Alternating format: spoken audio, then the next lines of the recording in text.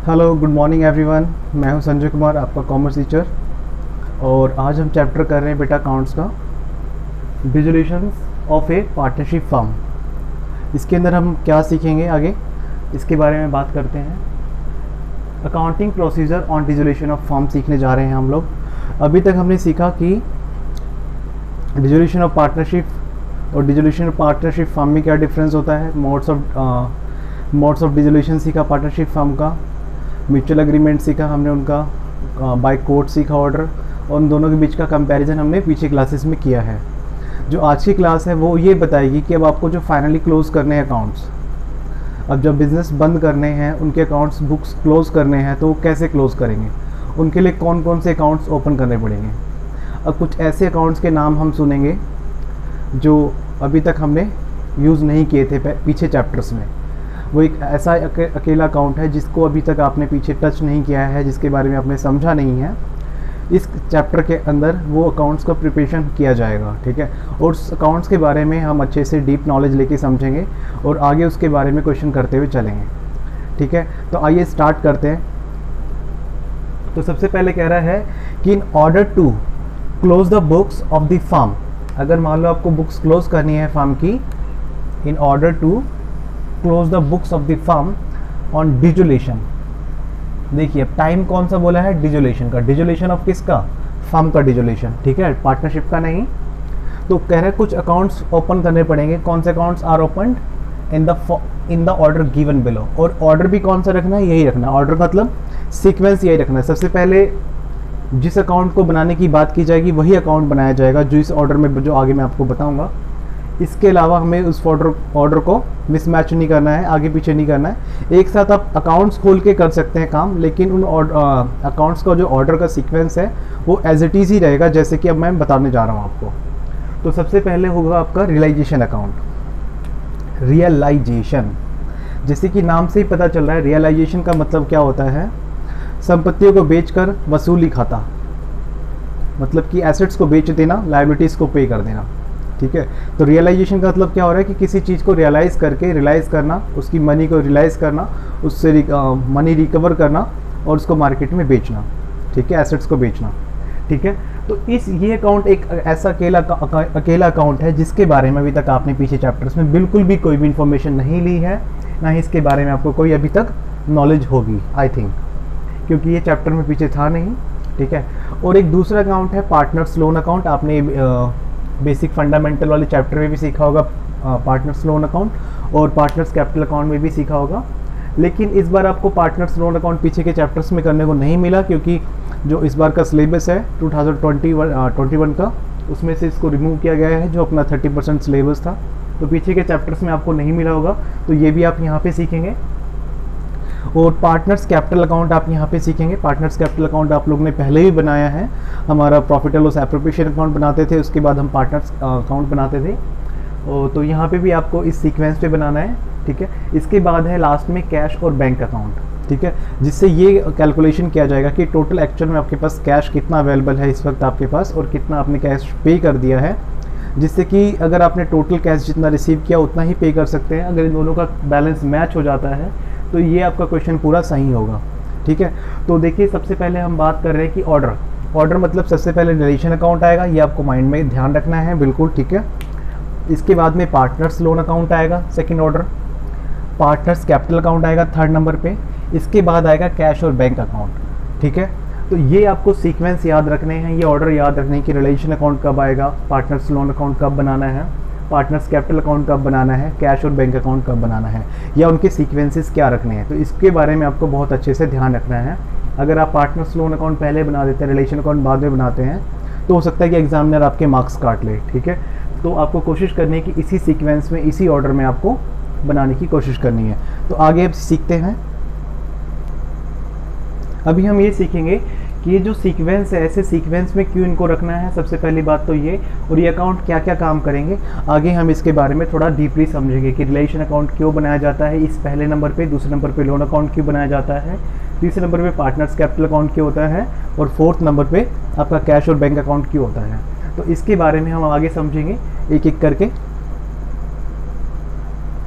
अब देखिए realisation account क्या है। रियलाइजेशन अकाउंट क्या है इसके बारे में समझते हैं। रिलेशन अकाउंट जो एक अकाउंट है ये है नॉमिनल टाइप का अकाउंट, ठीक है।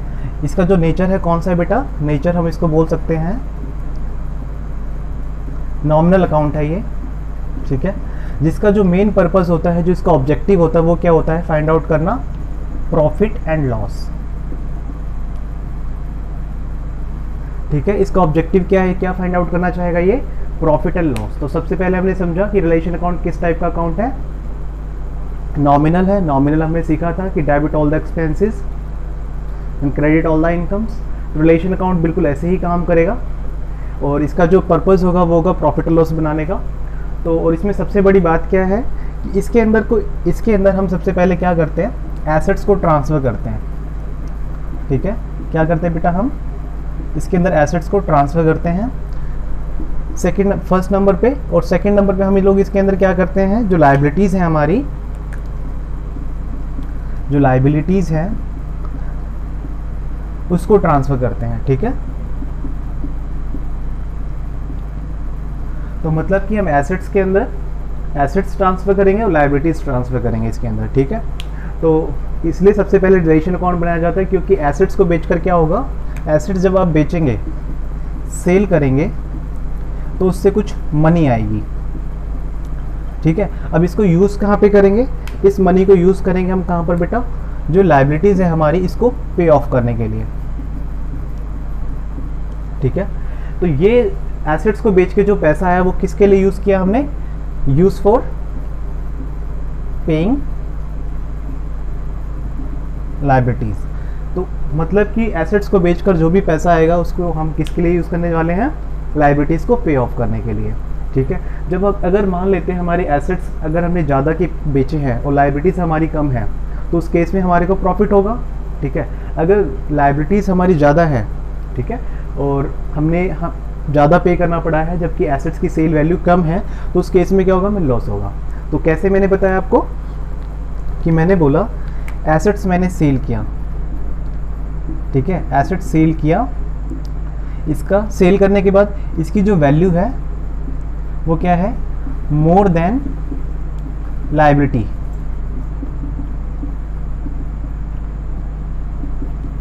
मोर देन लायबिलिटी है तो उस केस में क्या होगा, प्रॉफिट। इस केस में क्या होने वाला है, मेरे को प्रॉफिट होने वाला है, ठीक है। फर्स्ट केस तो ये होगा कि इस केस के अंदर मेरे को क्या होगा, प्रॉफिट होगा, ठीक है। सेकंड केस में आपको बताने जा रहा हूँ कि जिसमें मेरे को लॉस हो सकता है, ठीक है। किसमें, वो होगा ही होगा अगर एसेट्स की जो वैल्यू है, एसेट जो मैंने सेल किया, ठीक है, एसेट जो मैंने सेल किया उसका वैल्यू क्या है, less than liability paid,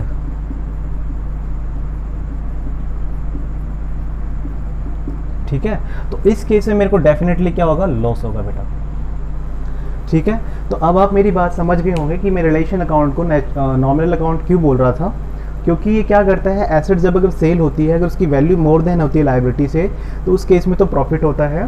case second कहता है कि सेल जब हम करते हैं एसेट्स का, अगर वैल्यू लेस देन है लायबिलिटी पेड, ठीक है, अगर लेस देन किससे है, लायबिलिटी पेड, मतलब कि आपको जैसे इस केस में एसेट एग्जांपल भी लिख देता हूँ इसमें, जैसे मान लेते हैं एसेट्स मैंने बेची 2 लाख रुपए की, ठीक है। जब मैंने एसेट्स रिलेशन अकाउंट में ट्रांसफ़र किया तो मैंने कितने की बेची, 2 लाख रुपए की, ठीक है। और जो लायबिलिटी है वो लायबिलिटी सिर्फ मेरे को 1,50,000 पे करना है, तो इस केस में मेरे को प्रॉफिट कितना हो रहा है बेटा, 50,000 रुपीज़, ओके। अगर सेकंड केस अपोजिट केस देखते हैं, मैंने यहाँ पे एसेट्स बेची 3 लाख रुपए की, ठीक है, लेकिन मेरे को जो मैंने लायबिलिटीज़ पे करनी है, लायबिलिटीज़ की वैल्यू है 4.5 लाख रुपए। मतलब कि क्या है, जो एसेट्स मैंने बेची है वो क्या है, लेस देन है किससे, सेल प्राइस से, ठीक है। तो इस केस में मेरे को क्या होगा, लॉस होगा। कितने का लॉस हो जाएगा मेरे को, 1,50,000 रुपये का,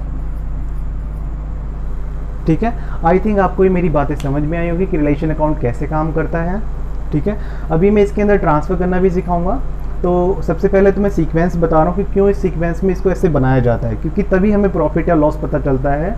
इसलिए जो रिलेशन का सीक्वेंस है वो सबसे फर्स्ट नंबर पे आता है ये, ठीक है। ये किस पे आएगा बेटा, फर्स्ट नंबर पे। फर्स्ट नंबर पे कौन सा अकाउंट बनेगा, रियलाइजेशन अकाउंट। और क्यों बनेगा उसके रीजंस मैं आपको बता चुका हूँ, क्योंकि रिलेशन अकाउंट के अंदर एसेट्स को बेचना होता है, लायबिलिटीज़ को पे करना होता है, और जब तक एसेट्स और लायबिलिटीज़ के बारे में कंफर्मेशन नहीं मिल जाती कि एसेट्स हमारी कितनी है और लायबिलिटीज़ कितनी है, तब तक हम आगे नहीं बढ़ सकते। ठीक है, आई होप यहाँ तक आपको बात में समझ में आ गई होगी। अगर कोई बात समझ में नहीं आई है तो इसको रिवाइंड करके दोबारा से देख लीजिएगा, और फिर भी अगर कोई प्रॉब्लम होती है तो मेरा नंबर है ही आप लोगों के पास, आप मुझे कॉल कर लीजिएगा, मैं आपको किसी भी टाइम पे आपकी हेल्प करने के लिए रेडी हूँ। और एक सबसे ज़रूरी बात मैं आपको बताना चाहता हूँ कि एसेट्स जो ट्रांसफ़र करते हैं और लायबिलिटीज़ जो ट्रांसफ़र करते हैं, यहाँ पे एसेट्स सिर्फ वही ट्रांसफ़र करेंगे जिनकी एक्चुअल में वैल्यू होगी, टेंजिबल वैल्यू। टेंजिबल वैल्यू होनी चाहिए। ठीक है, जैसे कि फिक्स एसेट्स है आपकी मशीनरी, फर्नीचर, तो इस टाइप की एसेट्स तो ट्रांसफ़र हो सकती हैं, लेकिन जैसे गुडविल लिखा हो, ठीक है, अगर गुडविल लिखा हुआ है, क्योंकि आपको पता है एसेट्स में होता तो है, दिखता तो है वहाँ पे, लेकिन इसकी कोई एक्चुअल रीसेल वैल्यू नहीं होती है, तो इसको रिकॉर्ड नहीं करेंगे। ठीक है, इस एसेट्स को फिक्टिशियस एसेट्स भी बोलते हैं हम लोग, इंटेंजिबल एसेट्स भी बोलते हैं, या फिर प्रॉफिट एंड लॉस का डेबिट बैलेंस हो, प्रॉफिट एंड लॉस का डेबिट बैलेंस है, तो इसको भी ट्रांसफ़र नहीं करेंगे हम लोग। ठीक है, और दूसरी बात मैं आपको यहाँ बताने जा रहा हूँ, लायबिलिटीज़ में आपको जो सबसे पहले लायबिलिटीज़ ट्रांसफ़र करनी है, यहाँ पे सिर्फ कौन सी लायबिलिटीज़ ट्रांसफ़र करनी है, एक्सटर्नल लायबिलिटीज़। कौन सी लायबिलिटीज़ की बात कर रहा हूँ, एक्सटर्नल मतलब जो पार्टनर्स की कैपिटल नहीं है। ठीक है, पार्टनर्स की कैपिटल को छोड़ के बाकी सभी लायबिलिटीज़ को हम ट्रांसफ़र कर सकते हैं इसके अंदर। ठीक है, ऑलमोस्ट सभी लायबिलिटीज़ को हम ट्रांसफ़र कर सकते हैं, लेकिन अगर पार्टनर्स का लोन है तो वो भी ट्रांसफ़र नहीं होगा। ठीक है, लेकिन अगर पार्टनर्स की वाइफ का लोन है तो वो ट्रांसफ़र होगा। पार्टनर्स का जो लोन है ये ट्रांसफ़र नहीं होगा। ठीक है, लेकिन पार्टनर्स की वाइफ का लोन है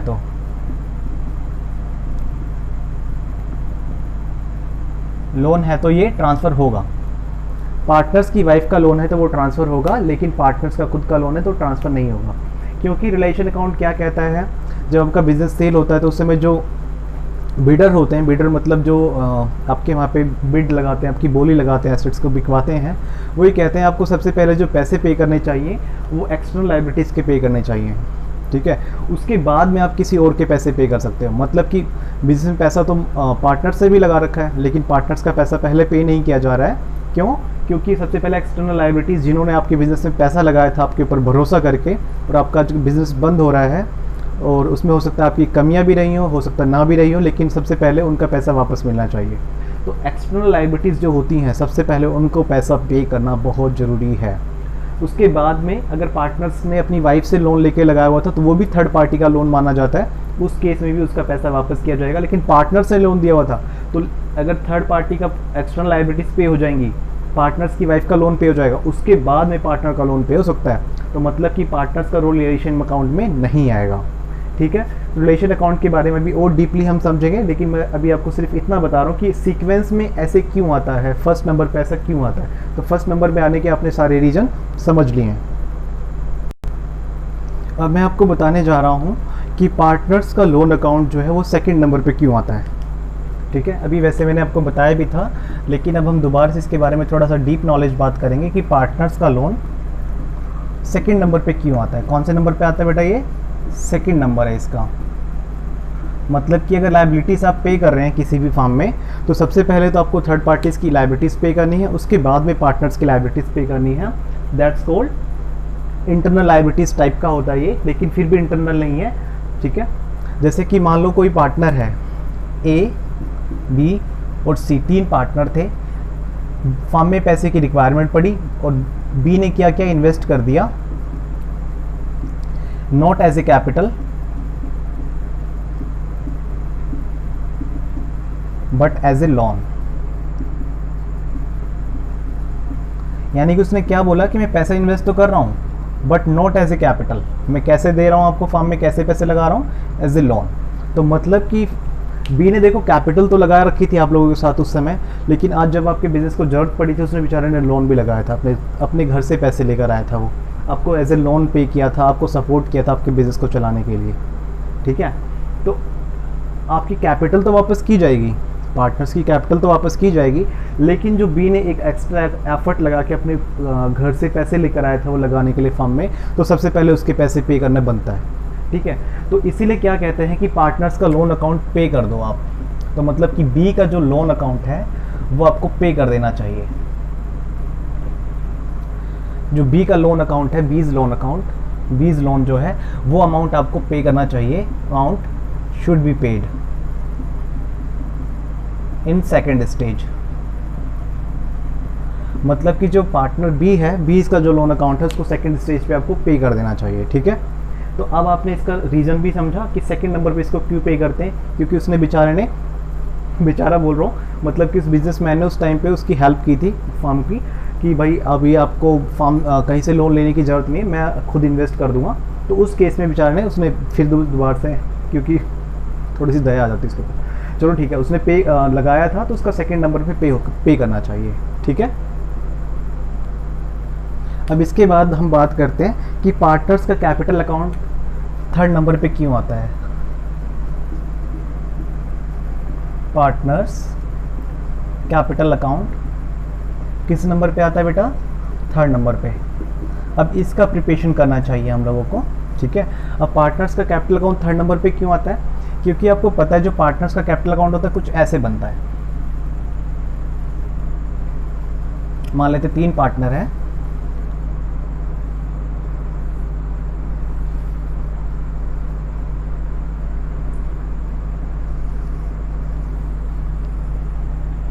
अगर मान लेते 3 पार्टनर हैं तो क्या होता है उसके अंदर, सबसे पहले हम लोग ऐसे यहाँ पे डेबिट क्रेडिट बनाते थे, है ना। यहाँ पे पर्टिकुलर लिखा हमने, पर्टिकुलर्स ए है, बी है, सी है, पर्टिकुलर्स ए है, बी है और सी है, ठीक है। हम लोग ऐसे करते थे। तो पार्टनर्स कैपिटल अकाउंट में क्या होता था बेटा, जो इनकी ओपनिंग कैपिटल होती थी वो यहाँ डाली जाती थी, तो यहाँ आज भी हमें डालना पड़ेगा बाय बैलेंस बी डी का मतलब आप समझते हैं, ब्रोड डाउन, पीछे से लाया गया बैलेंस, ठीक है। तो जो भी बैलेंस होगा यहाँ पे डाला जाएगा। अगर मान लेते हैं इनको कोई प्रॉफिट हो गया है, ठीक है, तो इनको रिलाइजेशन अकाउंट का प्रॉफिट ट्रांसफर किया जाएगा, तो यहाँ पे लिखा जाएगा बाय रिलाइजेशन अकाउंट, जेशन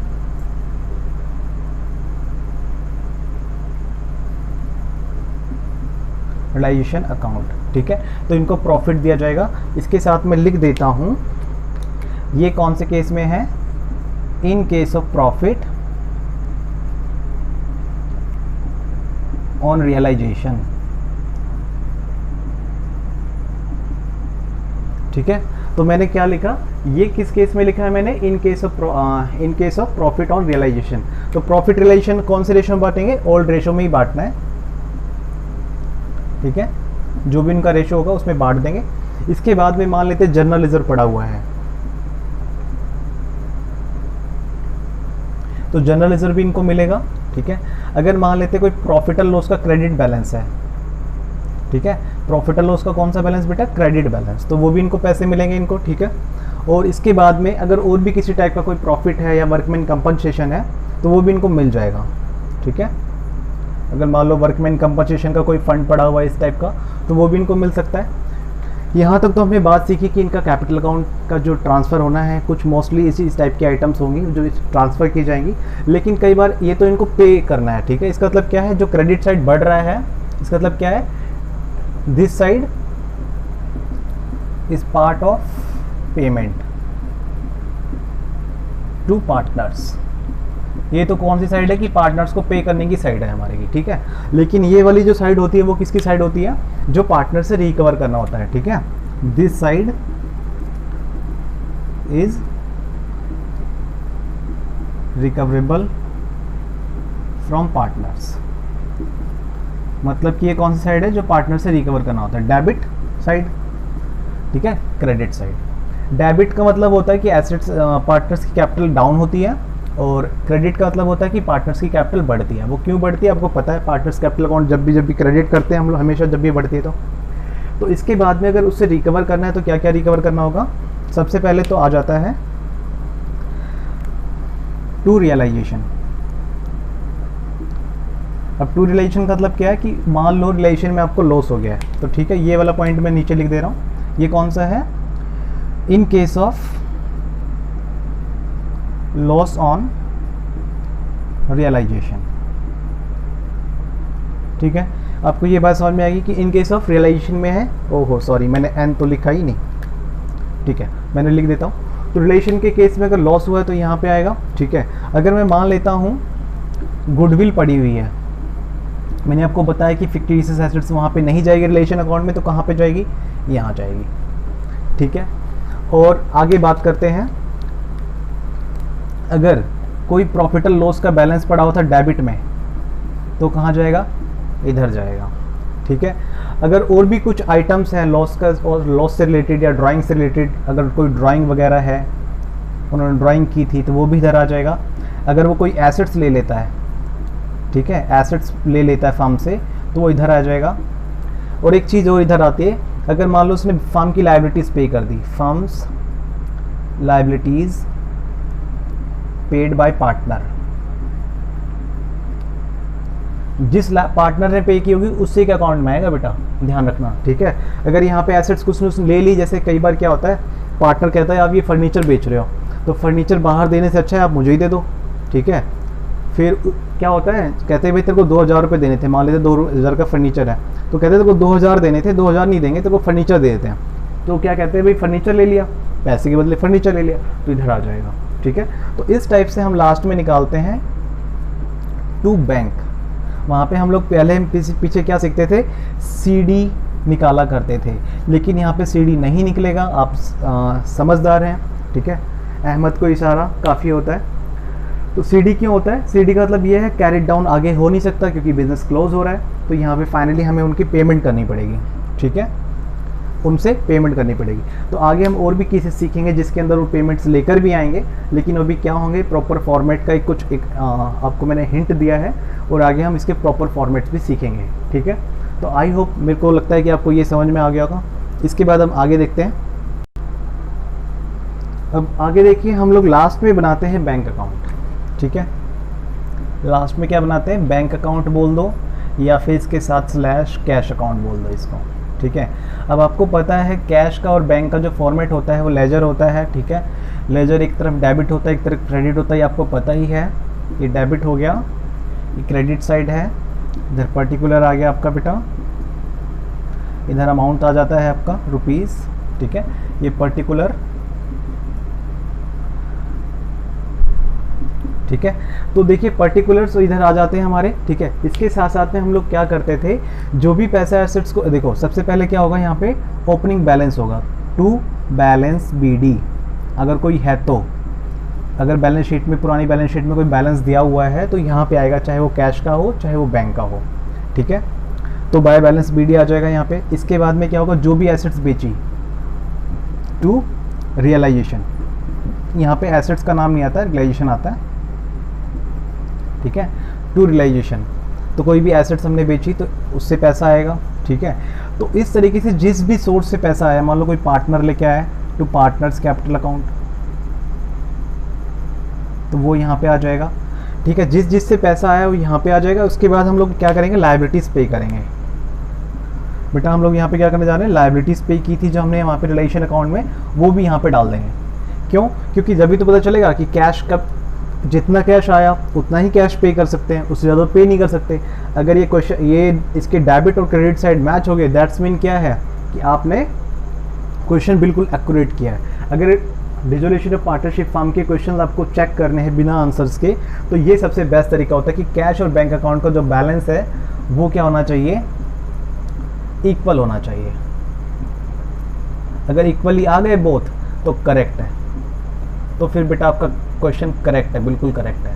अगर नहीं आए तो फिर आपको माथापच्ची करनी पड़ेगी कि पीछे आपने क्या मिस्टेक कर दी।